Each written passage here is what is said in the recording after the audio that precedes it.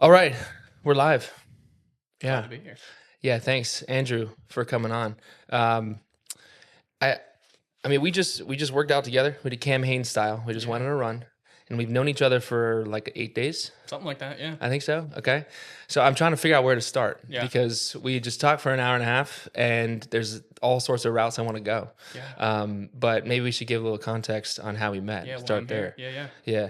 Yeah. Well, you just built our fence in our yard. I know. Yeah. Very exciting. Yeah. Yeah, The good least play. exciting part of everything. I But know. yeah. That's why you are here. yeah. Well, I guess that's why you're physically in my yard, and we met. But as the story goes, we are getting ponies, which I have nothing to do with. My wife, she's the rider. She knows what she's doing. I'm just along for the ride. Yeah. And we needed a fence. We have a barn. We needed a fence, and we were in conversation with a bunch of these pro fence companies. And Sarah, one day before we were about to sign the dotted line with this company, was like, I don't know. I think we should keep looking. And which I was like, let's just get it done, get it done, And she's like, no, I want to keep looking. Like I think something's off. So she reaches out. She goes to the Facebook Marketplace route and the Angie's list, right? And she puts the job on there. That's how you saw the job on there, and you texted her, messaged her like 10 minutes after she put it on. Yeah. I don't know how soon it gets to me, but yeah. Yeah, Try to it be was right quick. on top of it. It was quick. And as soon as she clicked your profile, clicked your company, she saw a laundry list of things that were like, this is our guy. She was like, family run business, check. Ironman athlete, check. What, he donated his kidney to somebody like a year ago? Like, check. This is crazy. All right, this is our guy. She comes running downstairs. She's like, you're not gonna believe this, but this guy Andrew is who's gonna build our fence, And so I'm like, Yeah. this guy is he's like one of us. I It's know, like cut yeah. from the same cloth. I know. I just kind of joked about pulling into the driveway, seeing the yard, knocking on the door. Took a couple minutes to get out, and I'm here clanking. We were here for like probably 10 minutes. I think somebody said you guys were coming, but here clanking, hearing you lifting and out in the garage. That's right. Yeah, and then the garage door opens up, and then you guys come out, and they're like, "So who's the Ironman?" And I'm like, "Well, Yeah. I'm like, well, that's a good sign. Like, Mhm. they at least know what the heck an Ironman is." Yeah. So know. from there, it was just like, all right. Well, yeah. I mean, we end up sharing a lot of our story together, like how competitive nature, why we do these things, why we run ultras. I run ultras. You do Ironmans. You want to run ultras. I mean, you do all the same kinds of things, but it just felt like we were cut from the same cloth. Yeah. So, Yes. I mean, and I kind of want to get your side of the story out there too, because I mean, what I've learned about you is you started this nonprofit called Iron Kidney. Yep, the Iron Kidney Project. To raise awareness. Why don't you tell us a little bit about that? So obviously I donated a kidney back December 24. Shortly after that, decided, that we kind of closed that chapter. We donated, we got through it, all was good. Let's continue to try and do some more good work and try and spread awareness. So I wasn't really sure, and I'm still kind of winging the whole nonprofit thing. But the main goal is to just keep doing what I'm doing in my life, the Ironmans, doing hard stuff, but sharing my story, sharing that my life didn't stop. You could donate a kidney, you could do something crazy like this, save a life, still coach your kids in baseball and wrestling, and still run your business, and still be a husband, still be a father, still train 7 days a week, 15 hours a week, do Ironmans. I was in probably the craziest, most busiest part of my life, and somehow fit in donating a kidney. So I just kind of want to share that part, kind of do what I'm doing and bring people along and hopefully inspire people to, that have thought about it. And I can see that side of the risk of surgery and donating, but what's it look like after? I want to show what's possible after donation, Right. We kind of talked about it. Like, I don't think my goal isn't to try to convince anybody to donate a kidney, but it's to hopefully get my story out there, and hopefully the people that would do it see my story and then go, okay, this guy's still being active, still living his life. Nothing's changed. Maybe I will go down that road and actually see what it's all about and try to donate or do something like that. So that's kind of what the Iron Kidney Project is. So it's a play on the Ironman, doing stuff like that. So we have an endurance team and just kind of show what's possible. Yeah. After donating donating an Yeah, organ. yeah. Well, you So, didn't just stay active. You're literally doing Ironmans. yeah. You know, you said, well, before we get to that part, you were doing laps after your surgery around the Yeah, hospital on yeah. I'll have Strava. to send you the Yeah. picture there. Yeah, I forget what it is. It's like 1 lap or 3 laps is a third mile In the hallway? and a mile, and it was like do 12 laps, and I'm just going by, and the hospital. First thing is endurance athletes, the low heart rate, so they just turned off all my monitors because they Yeah. were going off. Surgery was like 8 a.m. back in the room at 12. And then that whole afternoon and evening, I'm just like going stir crazy, just walking laps while Sarah's sleeping in there on That's so the funny. uncomfortable bed. That's Every time she'd wake up, I'd be gone. Have my little thing, my catheter, just walking around doing my laps, and they're, hey, how you doing? So, Yeah, that's wild. so I'll have to send you. I have the Strava. Yeah, I want to see the that. post donation first workout after Laps in the donation. hallway at the Yeah, hospital. if they would have let me wear my watch during it, I would have tried to track. Yeah. But that was the next best thing, was that same day donation Strava upload. So let's go to the origin of how you got into wanting to give your kidney away. And how that came out. Yeah. I think, which it's an issue, but sitting in bed, I always tell people just doom scrolling. Wait, this is when doom scrolling had a good ending, a happy ending. It did, and it's funny. So just kind of just scrolling through like any of us do, 9 o'clock at night, just whatever on Facebook, Instagram, and boom, this thing pops up, and picture of who was Geno, who I didn't know at the time, shared by a coworker of my wife, and it was just, hey, this 20-year-old kid needs a kidney. We're looking for somebody that, preferably O negative blood, but that's not a deal breaker. Young, by young, under 50, under 60, somewhat healthy, just willing to do it. We need a living donor to save his life. And it was like really instantly, like just seeing the picture of him, reading through that, I'm like, check, check, check. Okay. Like, cool. My kidney's going to this guy. Like, Whoa. Very naive, but in my head, like, it's hard to explain, but when I talk to other people that have donated, it's very similar. Like, there wasn't any thought to it. It was not a why, but a how. So I was like, okay, so how are we going to do this? Sitting there next to my wife, Sarah. Hey, did you see what, Bill posted? And she's like, oh yeah, like that's sad. Like, it's really unfortunate that kid needs a kidney. Hopefully somebody helps him. And I'm like, somebody's already, that's me. Like, and we kind of left it there. And I was like, well, I need to do a little bit more research and look it up. And I had just finished my third Ironman, in like 6 months, and I was prepping for Lake Placid. So was not a great time. But yeah, the next day I remember being on the fence line. I still remember that fence that we were doing, talking to my dad just out there like, hey, thinking about giving my kidney to this kid. And he's just like, he was like, oh, that's cool. Like, he was pretty supportive, and he knows that I'm already pretty crazy and up for whatever. So for him, he wasn't super shocked, but and I fill out this little link in this form and do that. And I was like, oh, I think I'm going to do it. So that was June 3rd of 24. I filled out the form. I messaged Geno's mom, Renee.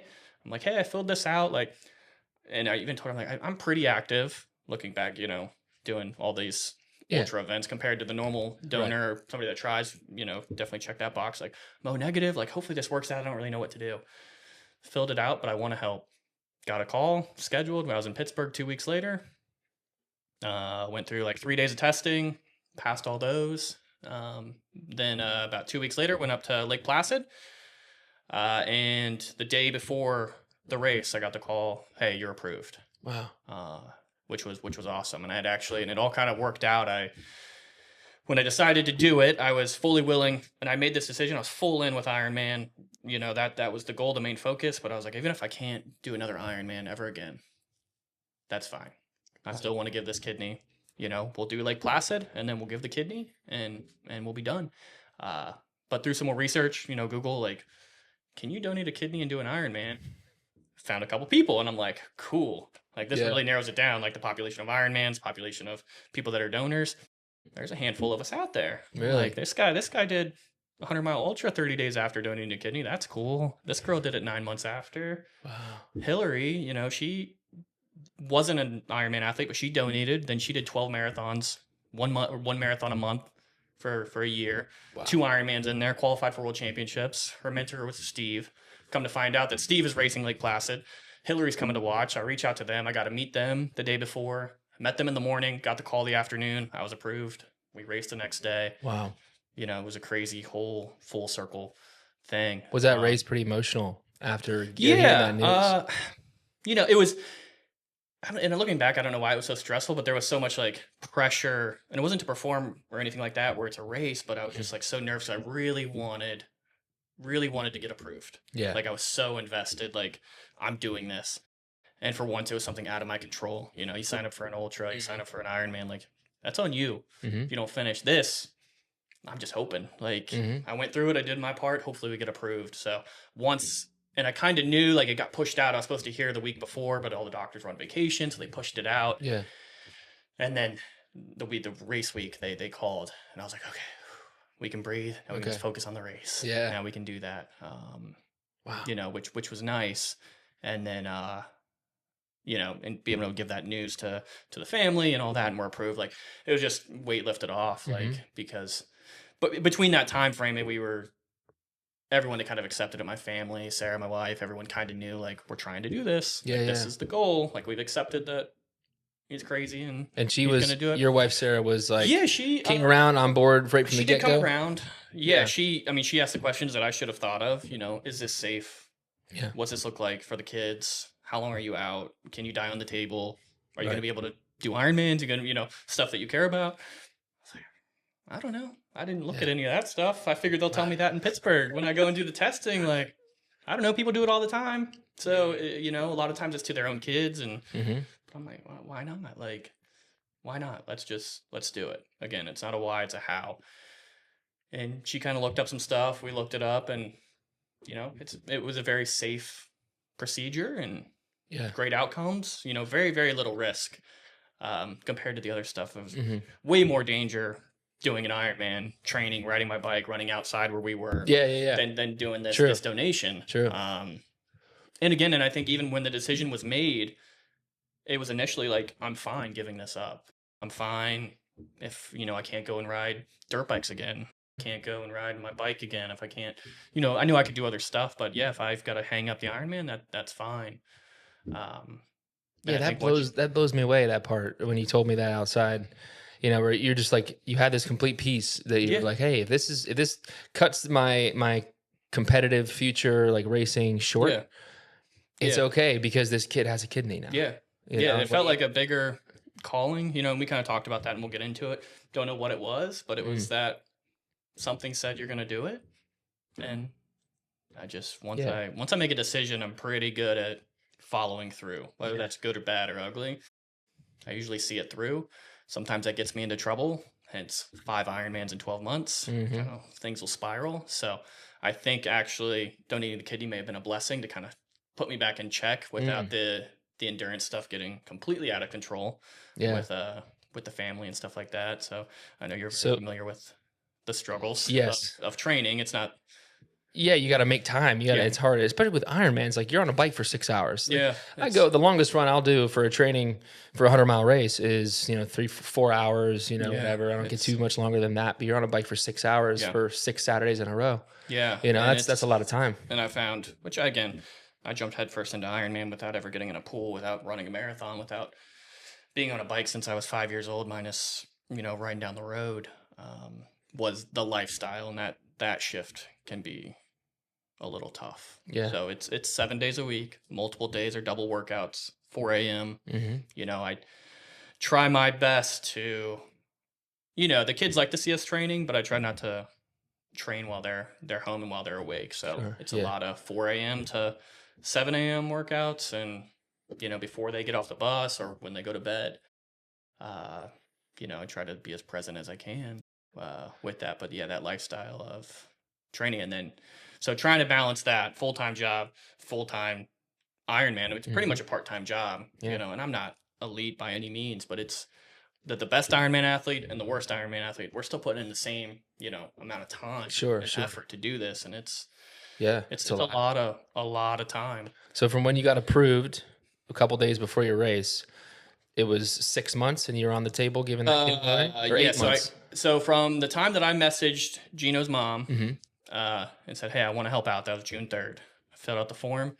6 months to the day, I was on the table, which was Giving Tuesday, which is like a big fundraising and a big thing, which kind of just worked out, which was kind of funny. But yeah, 6 months to the day, which was still very quick turnaround. But from the time that I decided to do it, again, they call me and say, hey, we're going to pre-screen and you have to come out to Pittsburgh, in 6 weeks and do this and get all the testing. I'm like, cool, perfect. I'll do that after Lake Placid. They're like, perfect. And they call and they're like, actually, do you want to come out like next week and do it? Sure. Like, and with the fencing business, I have that flexibility. Talked to my dad, said, cool, let's, go out and do it. So pretty much a week from when I decided, week later, me and the family, Sarah's a teacher, we all went to Pittsburgh. They went to some museums, they did some stuff. And I got the full workup, did all the testing. And then, it was about 2 or 3 more weeks and I was approved. So it was about a month from when I decided to I'm approved and I could donate tomorrow. But, lots of schedules, a lot of stuff we had to figure out with me and with Geno, the recipient, his family. So it got pushed to the fall, which was fine. Worked out well for me with the business and work and just life and everything like that. What was that like interacting with his family, like meeting him? Yeah. After so it was giving him your kidney? Yeah. Well, and I'll say, I never met him. I never knew the family. To me, it was a stranger. So, there's direct where if I know you and you need a kidney, I fill out the thing. I know you. I really want to do it. So it's a direct donation or an altruistic where, hey, I just want to show up. I want to give my kidney. You guys find a good home. Then there was me that I was a direct, but I didn't know this person. I just on paper said, hey, this is the name. So I want to get tested for him. If that doesn't work out, then we can reevaluate and I might still do it. But I'm feeling compelled to give to this guy. Yeah. This is who I want to do it. Okay. So, but it was a stranger. And I think that was the hardest part for the family, for Sarah, for everybody. It was like, this is just who is this? This is just a random person. And it's easy to say no to a random person. But to me, and again, for some reason, I could just picture it as my kid or, somebody I wish they would help me or help my family. And it was his mom doing all this work. And it's like, man, this is a mom that's like pleading for a kidney to save her child's life. So, even though I was like kind of closer to his age, it was like, I feel like I was helping his mom save his life. Yeah. She couldn't donate. You said something profound on a run that I've been thinking about is you said like all the questions you have are what if my kid needs one? What if I die on the table? What if, which is super rare, but what if all these things, you can talk yourself out of it. Yeah. And you're like, hey, well, he needs one now. Yeah. Like I can't think about what if in the future. Yeah. This kid needs a kidney now. That's what it was. It was, what if my kids need it, but what if they don't? There's this guy right now, and I don't know if I saw something in him that was like me. He was an athlete in high school. He did this. And then I felt like that was kind of ripped away from him, state qualifier in wrestling. And then senior year, it kind of just went downhill super quick. So I don't know. I haven't put much thought into it. Just for some reason, I felt connected and that my kidney needed to go to him. Yeah. There was no thought really before. Like it's not the day before. Yeah. There wasn't, somewhere buried deep. We've talked about where Ironman was and all this other stuff. It was buried deep. But for some reason, it popped up and I was going to do it. And to me, it was a real person. I didn't feel like I knew him, but I knew it was a real person. I knew it was a real family. I knew it was a real need. And trying to explain that to people was hard. But after we got approved, and I say we because it's as much as I donated, man, it takes a village. Sure. Like people to watch my kids, Sarah to take off work, leave, get time off of work for school, go to Pittsburgh, stay in Pittsburgh for a week. My mom was there. Like it's a lot of moving pieces. It's a we donated a kidney to this family. Yeah. So, but we were able to, I think like 2 months after, and then probably 2 months before surgery, meet up halfway, meet Renee, meet Geno, meet his mom and his dad. Me, Sarah, and my daughter went up. And what was that like? It was cool. It was, for me, I felt like I already knew them. I talked to his mom every single day, all updates through the whole process. So it was cool to just finally meet them and meet Geno. And I think that really kind of hit the mom heartstrings for Sarah. I was like, okay, like this is a real person. This is a real mom. This is a real dad. This is their child. Like I get it. Like that's so wild. I don't think it was a click of like I get it. Like I want to find somebody to give my kidney to, but it was I get why he's doing it. So that was cool. It was, And Yeah. whenever Renee talks about it, she's like, it wasn't awkward. We just sat around like this, like kind of how me and you met. It wasn't awkward from the start. It was just like old friends, just catching up who haven't seen each other. So, it felt like it was meant to be. It was destiny. Just, I don't know. It was just paths crossed, random. We don't live anywhere near each other, but power of social media. That's one good thing that's come out of social media and doom scrolling. I know. There's a lot of How about that? But we'll take it. And that's amazing. So after that surgery, it was 8 months later, you were racing for the World Championships. Yeah. So, if you go back, sort of, I got approved in July, did another Ironman in September, and I like to say I accidentally qualified for the World Championships. I had a great day. That was not on my radar. You got to tell that part of that story too, with your coach and I got approved. Super excited. Raced Ironman Lake Placid. Not the best day, but any Ironman finish is a great day looking back. But 2 weeks after that, got a phone call that my coach Joe Klinedinst, who was also a teacher, one of my teachers when I was in high school, and a coworker of my wife, and his wife is actually a teacher at Dallastown as well. Found out that he was killed while riding his bike, training for Kona. So he was training for the World Championships in 24. Tragic accident, and unfortunately lost his life while training. Which again, kind of put everything into perspective, again with some stuff. But in his honor, I decided that I was the only way I could kind of honor his memory for me was let's go rip an Ironman in his name. He was a 2-time defending champ of Ironman Maryland. Wow. Absolute beast. Like my favorite Ironman athlete of all time. Yeah. So call him the King of Cambridge, Maryland. That's where Ironman Maryland is. I was like, it has to be here. Wow. So decided let's lace it up. Let's go rip another one for him in September. Had a great day. So I feel like he was with me. Got a spot for World Championships. So across the finish line, I had no idea. And they told me, they're like, hey, when you normally finish like 70th, like you got a top 10 and there's, like 8 world spots and you're currently sitting in one. So that is you want to go? And I'm like, that wasn't even on the radar. But then I'm like, okay, like that's awesome. Like I'm super pumped. Very emotional day, very emotional race. But then it was like, I committed to donating a kidney. I was planning to maybe hang this up or at least hang it up for a year, let my body recover because everyone's like, it's going to take time. And then I'm like, well, and you have to decide like right then and there. Are you going to take it? I'm like, well, let's do it. Like, let's qualify in September. We're going to donate in December and let's run it back in September. Let's go to France and race the World Championships. I was like, that'll be some motivation. Unbelievable. That'll get me back. So so we pulled the trigger and then I kind of made that my mission. And that's kind of what the Iron Kidney Project was like, we qualified, we donated, and we raced World Championships all under a year. Check, somehow. Wow. We did a couple races before that. I think 4 months after I went out to St. George, Utah. I raced half Ironman there, raced another one in July, kind of got ready. I won't sugarcoat it. It wasn't super great that year after donation, like healthy, no issues, but fitness, like going from 5 Ironmans to kidney donation and kind of hanging out, being a little lazy leading up to that and trying to get back to World Championship quality fitness. Very difficult. So, but it was an experience. It was a good time. But yeah, I checked all those boxes and that was in September. So now we're kind of back to life as normal. No issues with the kidney, just back on my cup of crazy, which is ripping more Ironmans. And you said you and Geno are doing a half Ironman together. Yeah, so I'm going to race, kick off the year in May with a half Ironman by myself. And then June, we're going to go up to State College for Ironman 70.3 in Pennsylvania, which is in Happy Valley. He lives up that way.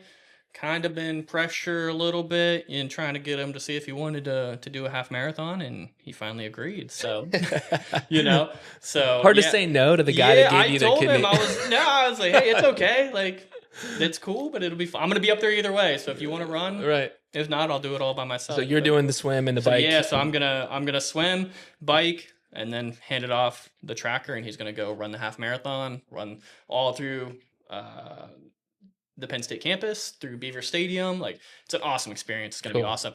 He gets to cross the the red carpet and finish. You know, it's a big Ironman red carpet that you go through and a big old finish. It's an awesome feeling. So it'll be cool. Plus he gets the advantage being on the relays. Everyone else is going to be dead tired from swimming and biking. He gets to go out there fresh and have fun. So yeah, it's cool. It'll be fun. And actually we're going to have 5 or 6 other living donors, kidney and some are double, some are liver, that are going to be racing. So it's a little meetup race. Some of the people that I've kind of connected with. So half of us have done it before, and half of us, this is going to be their first triathlon. So they've kind of been inspired and got roped into some friends here. And so it'll be fun. It'll be a good time. That's so cool. Yeah, it'll be like 5 or 6 of us living donors up there doing 70.3 in Happy Valley in June. Wow. Yeah. Yeah. This stuff, this kind of thing is contagious. It is. You know? Yeah. The training, the competing, and it seems I'm learning from you, this world of donation is also very contagious. Because from my perspective, I never thought about donating an organ in my life. You know, so you don't know what you don't know. Yeah. And you know, there's a lot of tests to do, but it's more common than I had realized. Yeah. Yeah. And a lot of people don't talk about it. And it's not that I like talking about it in general for myself, but it's, again, that awareness. Like, and I get super pumped up when I happen to find somebody else, like post something, or somebody finds me and they're like, hey, I do this and do that, and I donated. I'm like, man, you're awesome. Like, you're already awesome for doing the donation, and you're already awesome for running marathons or 5Ks or whatever you're doing. But now you're like, we got 2 things together. So you're like double awesome. So it gets me pumped up. That's cool. But it's super contagious to the point, you know, I'm doing that in June, and then I'm off to Germany for the first Ironman distance race of the year. So I'll be in Germany, and then I'll fly home on Wednesday, and then we head to Lake Placid, and my wife is going to be doing her first full Ironman in July. So she got the bug. She got the bug. I don't know how. I mean, I do, because as much as I think I don't pressure her, but it's contagious. I mean, you go to these marathons, these 50Ks, these 100 miles. It's hard to not be inspired and see it, but you don't see a lot of the work that goes into it. So she's in the thick of full Ironman training as a mom, as a teacher. We're both trying to balance that. It's fun, but that's kind of the big race this year. Like, I've got my races, but we're super pumped for Lake Placid. Amazing. And of course, kind of like you. Yeah, Lake Placid, the hardest one, you know, in North America. So why not? But she's been to Maryland, she's been to Texas, she's been to all these other, Florida. She's been to Lake Placid, and she's like, if I'm gonna do one, I want the most street cred, you know. If I want one, I'm gonna do the hard one. Exactly. I'm gonna do this. If I'm only gonna do one, then we're gonna make it Lake Placid. So fair enough. That's so cool. She's in the thick of it. Yeah. So it's gonna be. I'm super pumped for that race. That's awesome. And we have full race kits, Iron Kidney Project, full design, they're purple this year because I let her pick. So she was going to be, she races in the full Iron Kidney Project team kit. You know, she's out there racing, talking about it, and it's cool. We have our tents at the events, and people come up, you know, doctors and other people that have donated and stuff, and they think it's awesome, you know, and we're hanging out with the most fit people in the world. They're the best candidates. They're the best candidates to donate, and they're also the best candidates to be motivated to get back after donation. Right. You know, that's the kind of stuff that you were explaining earlier that I hadn't thought of. Yeah. You know, that you can't just like want to do it. You have to be healthy enough to do it. Yeah. You have to be able to recover well enough to do it. You have to be, even you said you did like a psych exam where they were asking you questions to make sure that, you know, you're not going to have regret after you give, you know, and you're going to be able to get back into your life routine, and they're checking on all that. There's more to it than just like, hey, this is a match, go do it. Yeah. There's a lot more to it. Yeah. And there is a lot of people that want to do it, and they can't for some reason, you know, and that's heartbreaking too. Like, we meet people and they go through the process and then they get rejected, and they, you know, kind of feel like a failure. They did something, but you know, they tried, which is awesome. But yeah, we're trying to get more people to just learn about it. So, you know, like you even if you probably won't do it, but you're talking to other people. You're talking to 5, 10, 15, 20 people, then might look me up or look up a story or this or that. And so I think that's what, really trying to share the story so that you share the story and you share it to somebody else, and that person's like, huh, okay. Like, I do this other crazy stuff, but the friend of his does it. Like, if he's doing this, maybe I've kind of thought about it. Maybe I can. Maybe this is a time that I can do it, and I don't have to wait until there's a good time. There's never a good time to donate an organ. There's never a good time to do an Ironman. There's never a good time to do these 100-mile races. Yeah, right. Right. But, well, I mean, I have been telling the story of how we met to my friends, and I'm glad that we can sit down here and do this, because there's a spiritual aspect to this that I definitely want to talk about, because, dude, I can't tell you. We met 8 days ago, and when we were out, let me go off for a second on the spiritual side of what this experience and meeting you has done in my life already. And whenever we were out talking, the second day you were here, you were just, out there working on our fence. And I'd come out and I was just asking you, like, why would you donate your kid? I wanted to know, again, what's the story? Yeah, it is, How's that happen? Because I never really met anybody that did that. So you're telling me all this stuff, and we're talking, and I'm just feeling really inspired. Like, what drives somebody to one day see something on social media and be like, I'm doing this? I feel like that is something that gets put on someone from God. As someone who believes in God and believes in Jesus, it's like something transcendent has to overcome somebody to want to love someone like that, especially a stranger, And so I was just really wrestling with that. So I was hearing your story, feeling inspired.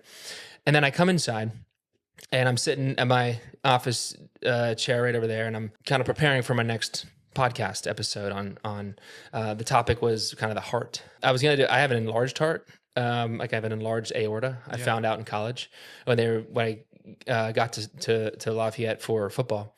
All the freshmen come in and they do a EKG testing and all this stuff. And I found out then that, like, mine came back a little funny, so we did extra testing. And it turns out I have an enlarged aorta. Yeah. And maybe that helps me in running ultra races and endurance. Yeah. Probably. Yeah. So anyway. And not to cut you off here, but that funny, it reminded me, one of the things was that we had talked about with my wife, Sarah. So they were like, you're going to have to go to Pittsburgh and you're going to have to get the full workup. I haven't been to a regular doctor in years. Yeah. So, like, we kind of talked to her, like, okay, so here's what's going to happen. Either one, I'm going to go in and get all these, because they do every single test, blood tests, heart tests, MRIs, CAT scans. So they're either going to find out that I have cancer, like, right. You haven't been to the doctor in 10 years, or I'm perfectly healthy, and they're going to take my kidney. And it's not like it's a lose-lose, but Sarah's like, man, like, so he's either going to find out there's something wrong with him, or he's perfect health to be able to give a kidney. Yeah, right. But same thing. So it's like, you find these things out, and you're like, okay, I guess. Yeah. Like, now what do I do with this? Yeah. And I was like, well, cool. Yeah, so I'm fine. That's kind of my yearly checkup, I guess. But. Yeah. Or like me, I don't go to the doctor that often either. Yeah. And I just don't like it. No, I see orthopedic surgeons. I don't see regular. Right.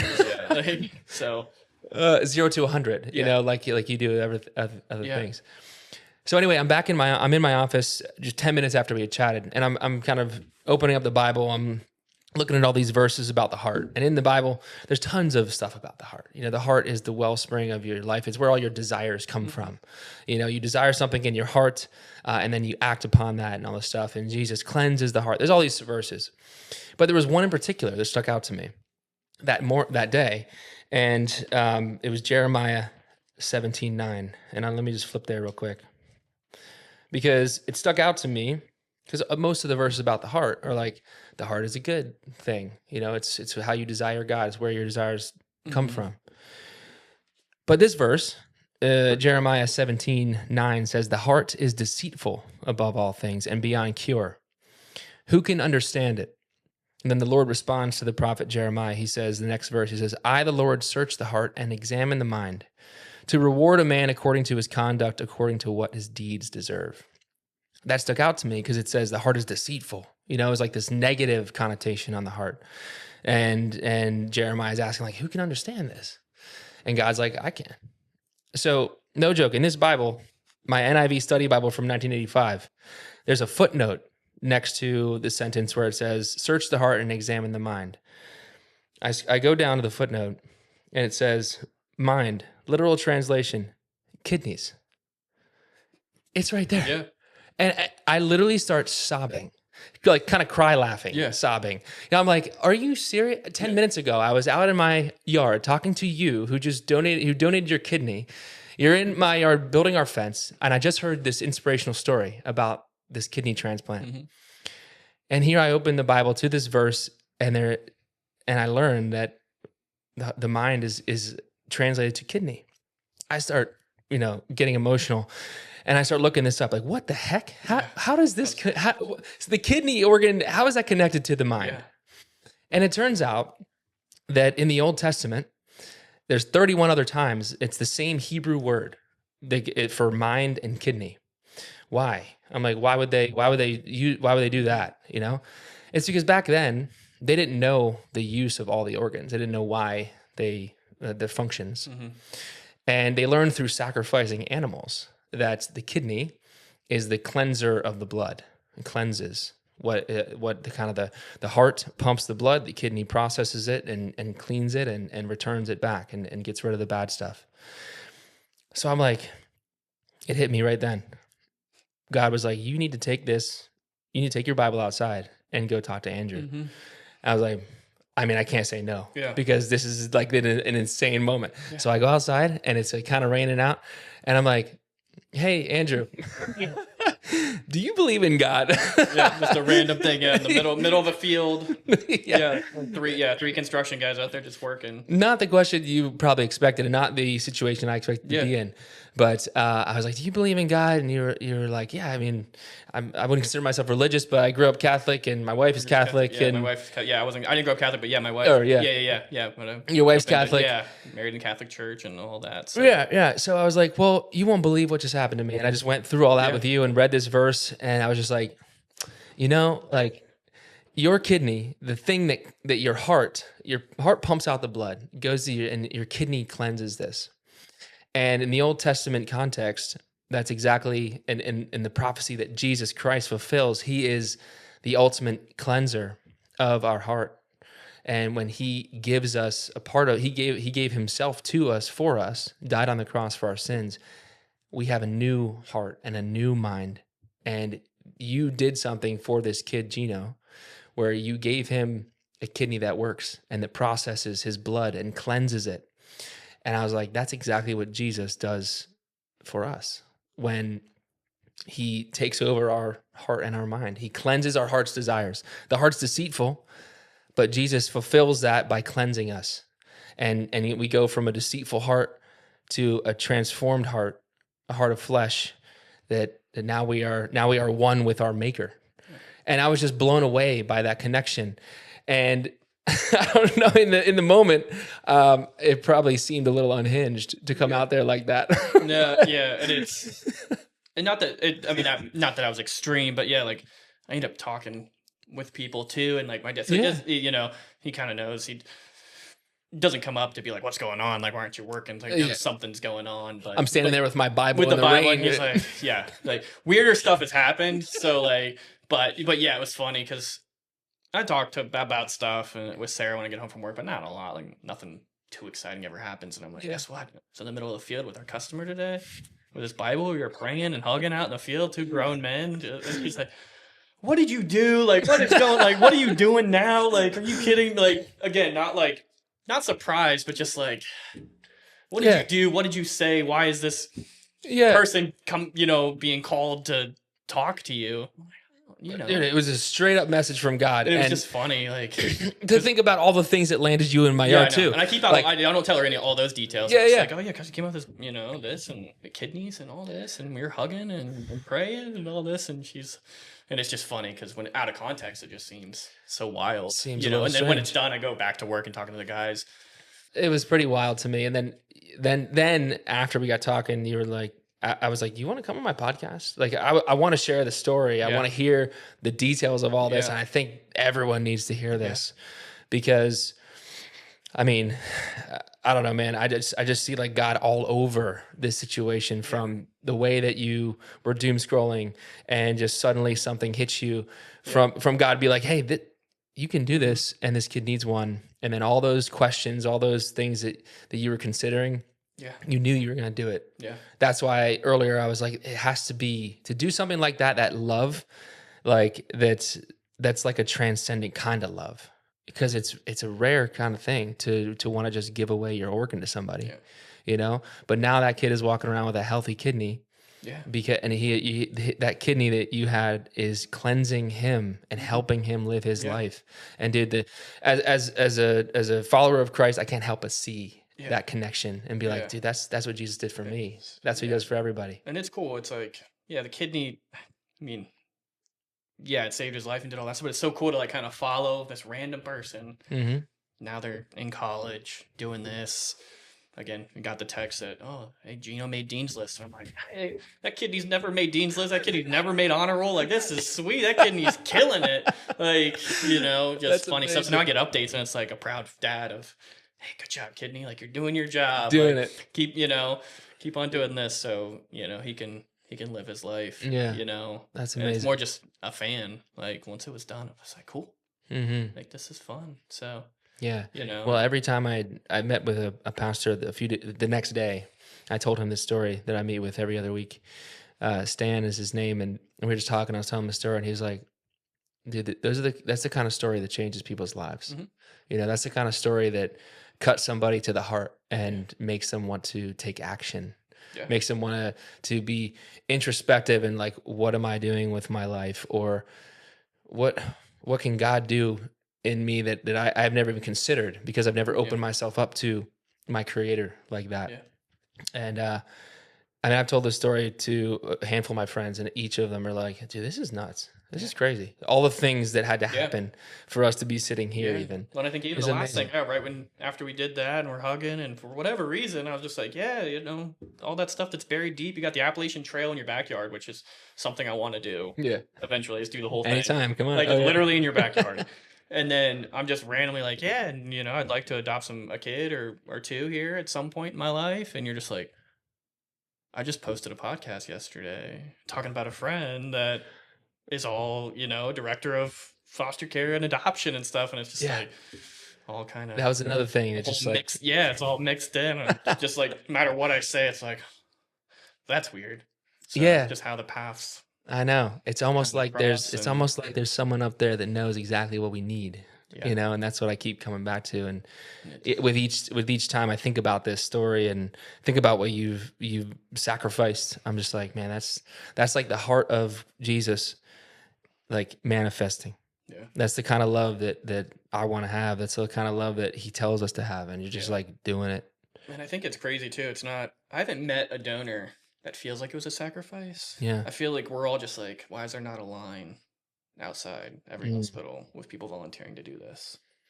Yeah. Like, if that makes sense. Like, it wasn't a sacrifice. I wasn't worried about dying. I mean, you start thinking about, it could happen, but it wasn't the risk to me or anything like that. I was like, as long as I'm able to do it, this is all I got to do. Just, in and out. Like, cool. Do it and go home the next day. Recover. So it's all the what ifs. Yeah. It's all the FAQs. And it's like, why aren't more people doing this? And there is a lot of hoops to jump through. It's not as easy of a process to get approved, but it doesn't feel like a sacrifice, which might be something that's wired with all the donors that do it. But every time I talk to them, we're all from doing different things and all kind of have that same. There was never a thought, never a why. Nobody really took a couple days to think about it. It just happens. Yeah, for some reason it was like, I'm going to do it. If I can do it, I'm going to do it. Yeah. Which is weird. So it is. When I look back, it was a crazy time in my life, but it was just, maybe that's the athletics part of it too. Just, there was a goal. Like, let's get to the finish line. Let's get and do this. And check it off and move on. And same thing, I want people to donate, but not going to force it. Not going to try to convince somebody, but if somebody wants to talk about it and get more information, by all means, reach out. The only negative to it, I think you're going to be fine donating, is you might get sucked into a marathon or an Ironman. After hanging out with me for too long, that does seem to happen, unfortunately. That is. I don't think they put that on the paperwork when you decide to donate an organ. Is that part of the Iron mentor? You're in trouble. You got bigger problems. I think that's probably the one thing that my wife would say is, donating the kidney wasn't an issue. how do you not get inspired by Mm-hmm. donating a kidney and then doing Ironmans? Like it does, Mm-hmm. but I was inspired by the people that I Googled that did it. I was like, and it wasn't that I want to be them, but I was like, man, you guys already did it. Like Right. I thought it would be cool, but I was willing to give it up. But because you guys did it, I can do it. That made my decision so much easier, and it kind of validated. I was like, cool. Like Yeah. I can still do what I love, and to me, it was like a side quest, Yeah. which sounds insane, but It does sound insane there's a lot of when you say it like yeah, that. but that's how it felt. Like it was just, yeah, it was a big deal, and to when you say it, like, oh, you saved somebody's life, but it's not how it really felt. Hmm. Um, but we went to Top Golf 2 days before surgery. My families all came together. His whole family came in, and he was in rough shape, like way worse than he was when we saw him 2 months before. He was admitted into the hospital Oh, a really? couple days before. Yeah, like it was pretty bad towards the end for him. Really couldn't do anything. Bags, all tubes, all sorts of stuff, like in really, really rough shape. And then we saw him the day after surgery, and smile, like just life in Mm-hmm. his eyes and his face and all that stuff. Recovery was a little rough for him after that, but yeah, it was crazy how the kidney kind of cleansed everything and Hmm. took right off. And it was wild to Yeah. see how bad he was in person, and then a day later see how good he was doing. That's amazing. Um, What's the chance that kidney wouldn't have taken? Do you know? It's a case by case thing. So he Okay. does have a weird kind of disease. So his blood is kind of attacking my kidney, and it attacked it very soon, and it was very possible you're very close to losing it. Like they were kind Wow. of throwing the kitchen sink. I think they were trying to make the kidney work and cure essentially at the same Mm-hmm. time, and it just Mm-hmm. didn't work. So he was having lots of issues and was there for like a month. And the percentage of function just kept dropping and dropping and dropping and dropping. And then they kind of just stopped and let the kidney because they were almost killing the kidney, kind of stopped, and it kind of started coming back and Oh, wow. started to improve. So right now it's how long can he get that kidney to last? He's young. It's probably not going to last his whole life. So he's probably gonna have to have another one. Mm-hmm. But that's not why I did it. If he gets a year, that's a better year than he had. Yeah. Right. But yeah, hopefully he gets 5, 10, 15, 20 years Mm-hmm. out of it. But he's definitely much better off. He's not going home, plugging into a dialysis machine at 6 o'clock at night for 12 hours, not having a normal life of a 18, 19, 20-year-old. So Yeah. I think now he's just Is he back wrestling and? well, he's back maybe, in college. Yeah, so now he's maybe not wrestling. not wrestling, Yeah. but now back working. He can actually work out. Yeah. Actually he's a normal 21-year-old now. Yeah. So whatever he's doing, I don't know, but he's up in college enjoying that. And Wow. so yeah, it's cool, like to see that part of it. Like I missed probably 2 years of the really rough parts of it, because I just saw the end of May. It went downhill, got on the transplant list. They posted it. I saw it, and that's kind of where I came in and played catch up. Yeah. So he was already in pretty rough shape by the time I came into the picture. But every time I see every update, it's great. He's just a normal 20-something-year-old That's kid cool. that's living his life. If someone wants to I'm going to put all the information for Yeah. Iron Kidney in the description, your email, all this stuff. But like process wise, if someone out there hears this and like, oh, I want to check this out. So what's that look like? I don't give out like medical advice or anything like that. Yeah. But there's a lot of connections where, and I keep hearing it from people that are like, oh, I've thought about it and wanted to try, and I just didn't know where to start. So I try to be that like, hey, I'm interested. And it's like, where do you live? Let's try and find the closest hospital that does it. Let's find you the forms and kind of put you and kind of stay on them. Mm-hmm. So that's kind of why I'm here, just to help them and just send them the link. Like it's usually just a link that they have to do, but trying to find that and follow up, it can be tough. So, Mm-hmm. It's not a mentor, but it's just hey, I want more information, or can you help me get involved, or find somewhere that I might be able to help, or is there somebody that needs help? Does somebody need a kidney, or can I just be an altruistic donor? Yeah. So that's kind of what I'm trying to be, because that's what I did. I hopped on Google, I looked up these people, they were doing similar stuff to me and they donated. So I just reached out like, hey, Yeah. this is what I'm doing. I was already kind of involved and had it easier with the link directly sent to me, but just, can you walk me through the process? Can you tell me the honest feedback, not what the hospital says? They give you a lot of statistics and stuff like that, but again, I kind of told you about a guy when I did my 6-month checkup. He was 2 weeks out from surgery, and the only question he had for me, he was going to donate a part of his liver to his daughter, was, when can I pick up my son? Like, you know, you can't lift heavy object more than 10 pounds for 6 weeks or whatever. Sure. Like, so he's like, when can I grab my, 2 or 3-year-old son and throw him in the air? That's all I want to know. Which I was like, I can understand that. That makes sense. Like, Yeah. And then we can talk about that. It was not surgery. It was not recovery. It wasn't pain. It was, when can I bend down and pick up my kid? Because I want to be able to do that as soon as possible. When can I hold my baby that I'm giving the chunk of the liver to?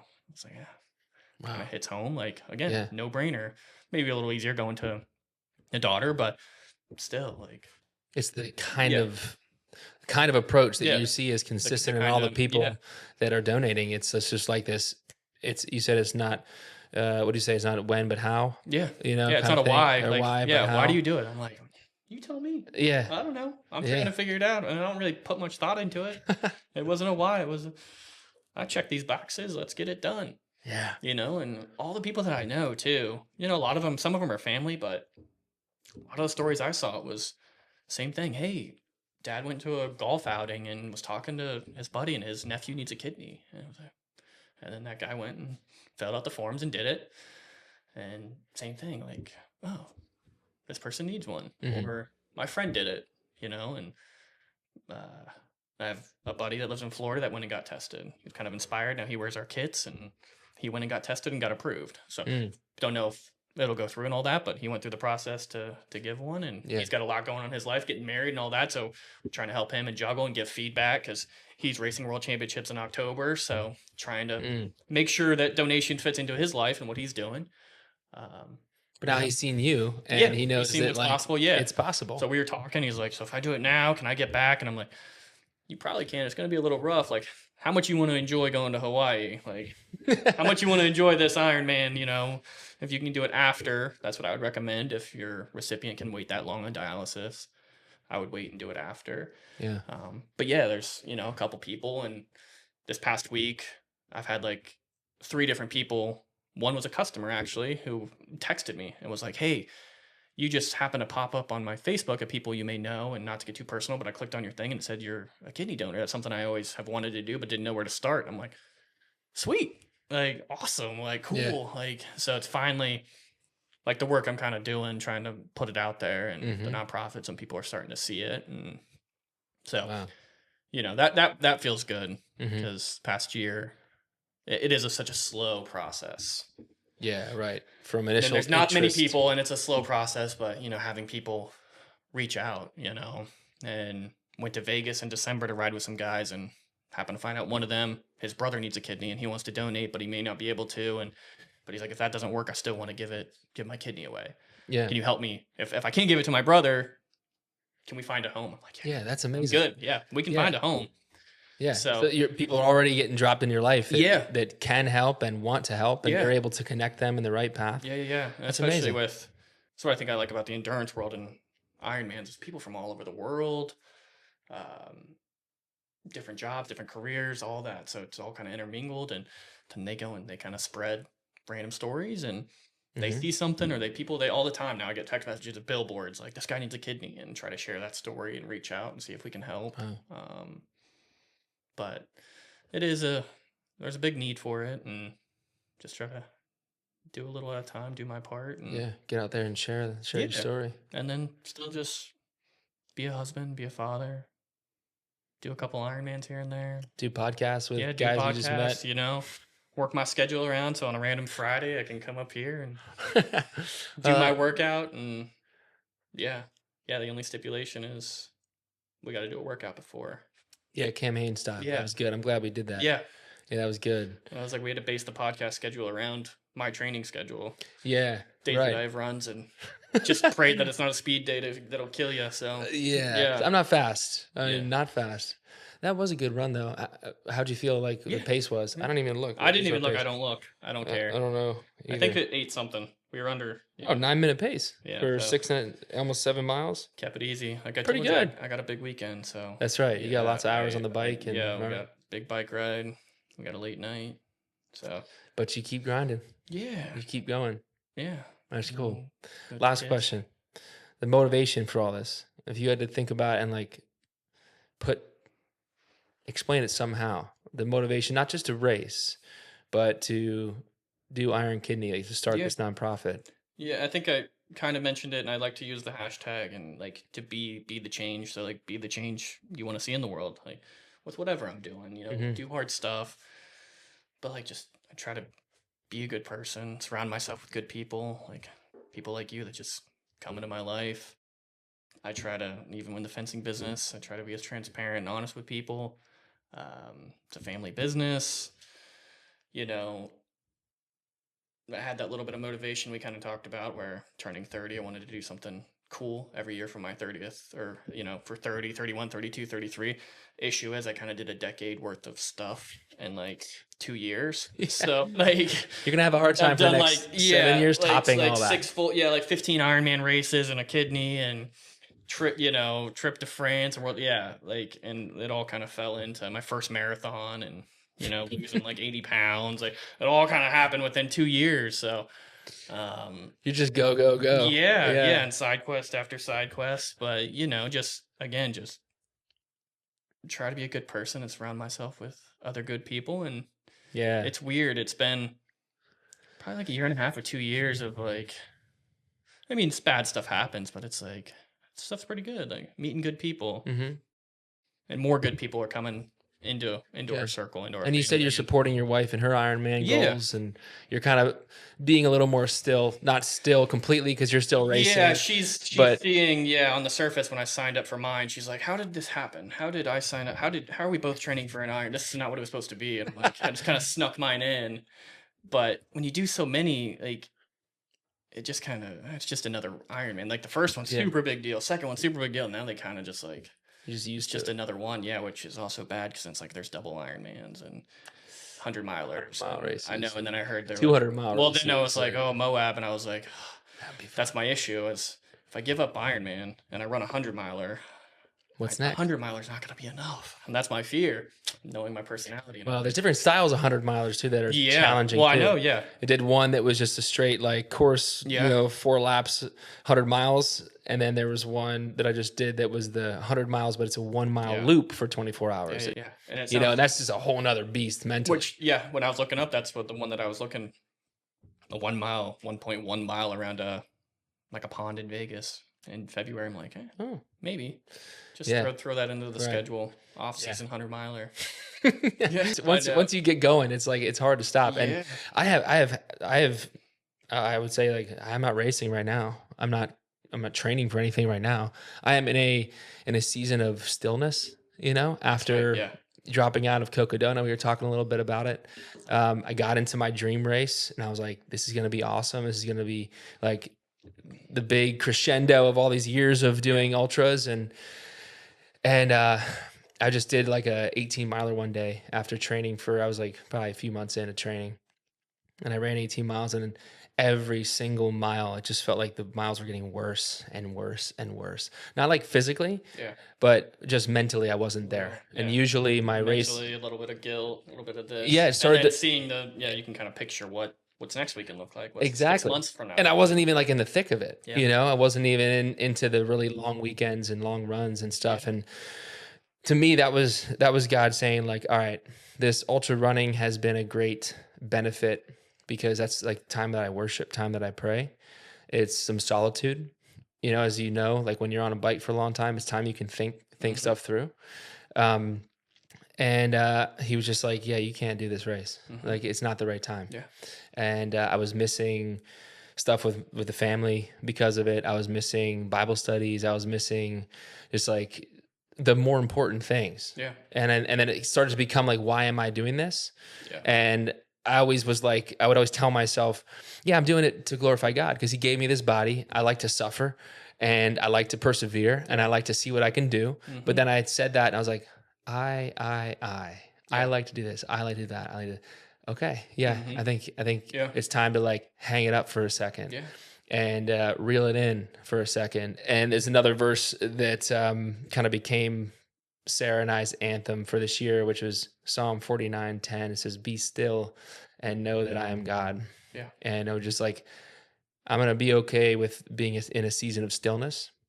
And it doesn't mean not do anything. Yeah. It means reprioritize, refocus Mhm. my life, and know Yeah. that I need to do what he wants me to do, not Yeah. what I want to do. Yeah. And it's not like I'm being still. I'm still working out a lot. Yeah. I'm changing jobs. I'm getting a different job. Like Yeah. there's lots of life Yeah, stuff. yeah. We're getting horses and building Yeah. fences, and like there's things There's a lot going on. Yeah. But it's the heart posture that is completely shifted. And Yeah. God, I feel like God has blessed that, even though it was a hard decision to make. It was like that stillness has come with a lot of fulfillment in the Yeah. things that matter. Yeah. I went pretty hard for a couple years, and I'd always have like one or two I always have like a race past the next race, because Yeah. like the full Ironman in July, I'm like, that's already done. Yeah. What's the next one? And I told myself, like, I have nothing planned past July, because I'm like, I gotta leave it open and see, like, Yeah. what's going on, what are the kids doing. My 1-year kidney checkup, I was like, hey, while I'm here, can you just work me up for the liver? I mean, no like, way. So now I'm technically an approved liver donor. That's crazy. It's kind of like a tattoo. Once you get one, you want to get more. Yeah, Is that kind of how it goes? I don't know, but then I'm like, you can be a double donor. So now I have a couple double donor friends, and I'm like, that's pretty cool. Dude. So I want to do it, but again, that'll be an altruistic. I don't have anybody in mind to Sure. go to the hospital. You guys find a good home, do an exchange, do something. So that might be in the wintertime when fencing slows down. Kind of leave that all open. Maybe get back into coaching the kids. They're getting busier. Wow. Yeah. So I don't know. What's crazy is I was thinking about hanging up Ironman to run 100 milers, because I thought it'd be less time commitment, which sounds insane, but It is a little less, I would say. it's Not by much. no, you still got long runs on the weekends, Yeah, but yeah. you can fit them in here and there. You do get a day off. I don't get days off, but Yeah. but then my son is, when's my triathlon? And it's like, oh, let's find one, dude. Yeah. All right, let's do it. Like, and they're into it and they get it. And, I think when they get older and they still realize, but they're like, oh, both my parents do Ironmans. My dad donated a kidney. My like, it's normal to them. Yeah. Sometimes we have guilt and feel bad, but You're inspiring your kids, just by doing what you're doing right now. Yeah. Because I think Think about that. and half the time I'll think their teachers believe them. They're like, oh yeah, my dad donated a kidney last weekend. Talking about, like, I went into conferences and like the week after, and they're like, did you donate a kidney? Like, because they hear random stuff. Yeah. Like, yeah, we do, but And you got a story to tell. Yeah. And then hey, that's another person that's like, hey, thinking about it. yeah, And that's who how knows these things spread. what they're gonna do. So that's one thing too. I want to, with the kids, and we're gonna start a scholarship fund too through this, like, for anybody that, like, these kids that have had transplants or their dad or their mom or somebody donated. I'm like, that'd be cool. Like, how did being a living donor somehow, either you got a heart transplant or a kidney, or if your dad gave a liver, gave part of a liver or a kidney, like, that's a cool little scholarship. So Sure. little fun stuff to kind of do, to kind of give back a little bit, but again, a little bit more awareness when somebody's like, oh yeah, I got this scholarship because my dad donated a kidney 20 years ago, which qualified me. I'm like, that's kind of cool. That is cool. Like, yeah, something I learned from the foster care and adoption kind of world from my friend who is in it. You don't have to foster a kid or adopt a kid to like be involved. You can support the families that have done it or are doing it just by like making meals for them or like driving them around if they need picked up from school. Which I'm sure you would feel like like, oh, you have to foster before you adopt. Not you don't have to, but there's a lot more. Yeah. And I was like, man, I don't know if I could foster and then the kid go, I feel like once they come in, I want to keep them forever. Sure. Good, bad, or ugly. But I did see when I had met with, again, another customer who had adopted 6 kids. And we went to dinner with them a couple years ago. But yeah, they were like, oh yeah, sometimes we'll have, the parents go out of town and you're approved and we'll just keep them for the weekend. As like foster parent, like weekend foster parents. I'm like, that's pretty cool. Right. Like, right. Yeah, they just come over and weekend sleepover. Like, and you're not tied for a month or 6 months or whatever. Right. So it's a way to help without. Yeah, it was a way to help. I was like, that's cool. And there's probably ways that people can help, the people that have kidney transplants that are recovering, like Geno was for many months, where like families can support them, and people can support them without having to donate their kidney. The community that Geno had and that whole family, they did like a fundraiser for stuff. They had to stay in Pittsburgh for months, and they gave me a gift card, and you can't like make money from it, but you're able to support and do it. But just the support from that community too to help me was crazy. So That's it's amazing. like we try to do that, and a couple local people that are in need, and we're trying to push and find them some donors and keep doing what we're doing, and going to soccer practice, going to gymnastics practice, and bedtimes, and living life. Yeah, me and Sarah, we're training for Ironmans, and we're trying to document that if we can. So we got our little Instagram account, so finish lines and bedtimes. So like finish lines and bedtimes. Yeah, that's our little account. So like we'll put that in there too. Yeah. It's just a bunch of nonsense. Not to blow up the other feed, because I've got again so many side quests that like my page would be ridiculous with asking you to donate your kidney and do an Ironman at the same time. Yeah. But you never know. Yeah. Like, you should do both. Like, how cool would that be? Like, you should sign up for an Ironman while getting tested for a kidney. Let's see what you're really made of. Like, wow. Well, that's amazing. Is there anything else you want to cover? I think we covered a lot. Yeah. I feel like just here to hang out. Yeah. We went on a run. We're doing podcasts. I feel like we should do this. Yeah. We're definitely going to go for some runs on the Appalachian Trail. Yeah. Because you have a son and a daughter, right? Yep. Yeah. I'm sure they would love to ride the ponies ride the bike, check them out. See the ponies. And again, my son, we kind of put that Appalachian Trail on the back burner, but he keeps asking because he knew Joe, who'd passed away, who had hiked the Appalachian Trail. We went on a couple hikes after that to kind of remember him and do stuff. So he keeps asking, like, so when are we doing that? Like, he understands, but he doesn't fully understand. Right. So I keep telling him, like, high school, right around when you graduate, that's kind of our plan. So that would be cool. We're doing some day hikes, some section hikes, maybe some overnights. Get them ready. Yeah, that's our 10-year crazy thing. I got to put it out there now, so I'm not like surprising Sarah with random stuff. Like, get her ready for it. Because like to me, like, smart man. Sometimes it's quick. Sometimes I think about it and don't bring it up until I'm like, hey, I signed up for the Ironman, or I decided to donate a kidney, and it's like she doesn't want to be mean and say no. Like, oh, what do you? And then she'll like look like, I get it. Like, like, okay, right. There's no risk. There's no this. Like, that's what it is. So, but I'm excited to bring the kids up here and that'd be fun. Check it out. And play with Angus and hopefully they don't run. He doesn't run your kids over. He might, but we're trying to train him. Yeah, no, I'm excited to do that. Yeah, I'm excited to see the horses, and it'll be fun. Good. Yeah. Well. Let's. If you don't mind, I'll wrap it up with some prayer. I'm going to pray over this conversation. It was wonderful. Heavenly Father, God, I just thank you for being present in this room, and thank you for bringing Andrew and I together.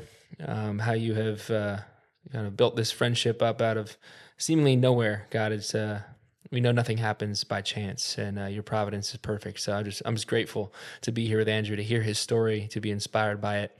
God, I pray that this conversation would go out into the world and inspire others, and that you would be with Andrew and his family and Sarah as they just keep navigating these waters, as they continue to do. God, that you would just be with them as a family, build them up, strengthen them, and watch over them, God. So we also pray for Geno and just his recovery and the new life that he's been given thanks to this kidney transplant, God, that you would just watch over him as well.